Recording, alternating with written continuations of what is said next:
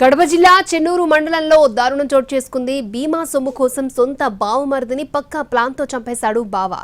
ముందుగా నారాయణరెడ్డి పేరు మీద 12.5 లక్షలకు బీమా చేయించాడు. అందులో నామినీగా నారాయణరెడ్డి సోదరి పేరును నమోదు చేయించాడు. బీమా తతంగమంతా పూర్తయ్యాక ఒకరోజు బావమరిదికి మద్యం తాగించి మత్తులో ఉన్న నారాయణరెడ్డిని బండతో బాది చంపేశాడు. అయితే ఇదంతా గురుప్రసాద్ ఒక్కడి వల్లే కాదని, మర్డర్ వెనుక అతని కుటుంబ సభ్యుల హస్తం ఉండొచ్చని మృతుని బంధువులు ఆరోపిస్తున్నారు.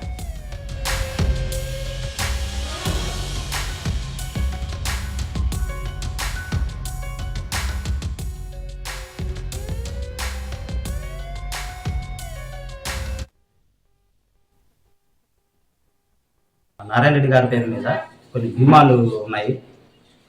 శ్రీరామ్లో ఇన్సూరెన్స్ చేసినారు. ఆ ఇన్సూరెన్స్కు డబ్బుకు ఆశపడి అతన్ని చంపడం జరిగింది. ఇదే విషయాన్ని పోలీసుల సమక్షంలో అతను ఒప్పుకున్నాడు. ఈ మొత్తము ఒకరి వల్ల అయితే కాదు, ఇది ఫ్యామిలీ మొత్తం ఇన్వాల్వ్ అయి ఉన్నారని చెప్పేసి మా అనుమానాలు ఉన్నాయి.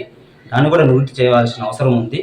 ఇంకొకటి ఏంటంటే, చంపబడిన నారాయణ రెడ్డి గారి వల్ల మా పెద్దమ్మ, ఆమెకు ఏ తోడు లేదు. ఇంకా ఆమెకు కొద్దిగా న్యాయం జరగాలని చెప్పేసి మేము కోరుతున్నాం. మా అక్కయ్య పేరు మీదనే కట్టినాడు మొత్తం నామినీగా. దానికి అటువంటి మా బావ అదన్నీ గ్రహించి అతి కిరాకంగా చంపబడ్డాడు మా బావ చేతిలో మా అన్నయ్య. మా పెద్దమ్మకు ఎవరు ఇంకా వెనక ముందు ఎవరు లేరు.